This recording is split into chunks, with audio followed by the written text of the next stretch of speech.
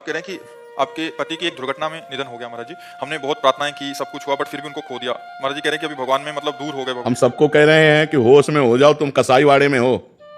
इस लोक का नाम क्या है? फिर आश्चर्य की कौन सी बात है?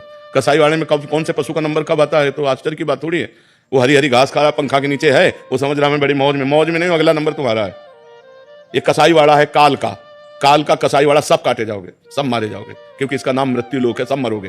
कोई आश्चर्य की बात, कोई संशय की बात? कोई गर्भ में मर जाता है, कोई गर्भ से बाहर आके मर जाता है, कोई बाल्यावस्था में मर जाता है, कोई जवानी में मरता है, कोई बुढ़ापे में मरता है। मरना तो है ही, और अपने कर्म के अनुसार मरना ही पड़ेगा। तो भगवान पे श्रद्धा करने की जरूरत इसमें क्या है?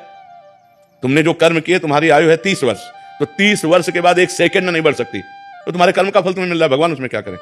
जज को गाली देने की जरूरत नहीं है, वो न्यायाधीश सर्वज्ञ है, वो एक भी पॉइंट कहीं चूक नहीं करता है। तो गाली देने से क्या होगा? प्रार्थना करने से क्या होगा? मान लो आप खूब उपासना करो और उसको 30 वर्ष जीना, तो सिर्फ 30 वर्ष जिएगा, तुम्हारी उपासना उसको 32 वर्ष नहीं कर देगी। और भगवान को गाली देने से क्या? तुम अपने कर्मों को और बिगाड़ रहे हो, उसमें क्या है? इसका नाम मृत्यु लोक है। तुम्हें पता नहीं किस लोक में तुम आए हो।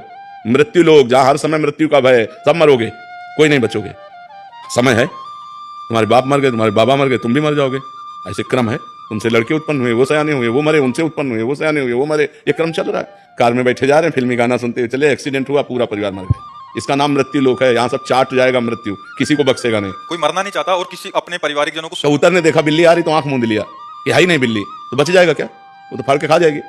तो ऐसे है कि हम मृत्यु की बात सुनना नहीं चाहते, हम मरना नहीं चाहते। तुम्हारे चाहने से है, अब तो गड़ासे में आ गए हो, काटे जाओगे।